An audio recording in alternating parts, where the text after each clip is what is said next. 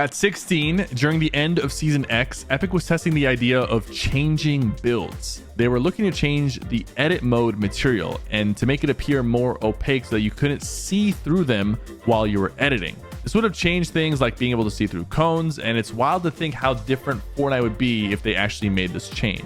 And at 17, Epic used to give out exclusive Fortnite themed pins to their employees for each season. I think they still do this. Everything from creative mode, World Cup, and even the Storm King got their own pins. But when COVID hit, that kind of slowed down. The last one for a while was a general work from home pin, and recently though, they've started to make a comeback. We've seen new pins for Fall Guys, Fortnite Festival, Lego Fortnite, Reload, Chapter 2, and all the new seasons. They are super limited obviously because only Epic employees get them, but it would be awesome for Fortnite to eventually release a public pin collection that the community could get their hands on.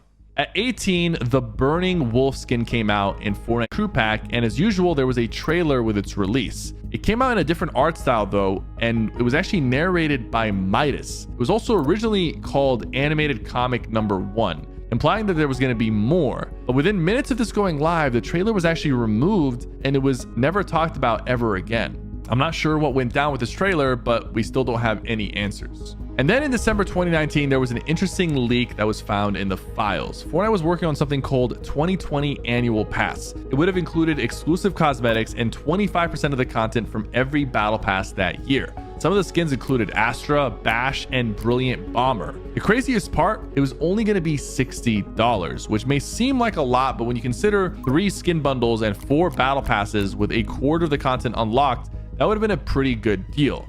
The annual pass actually never came to Fortnite, and instead they went with the crew pack, and until today we still do not have the Brilliant Bomber as a purchasable skin, but a lot of people are hoping it eventually comes to the shop.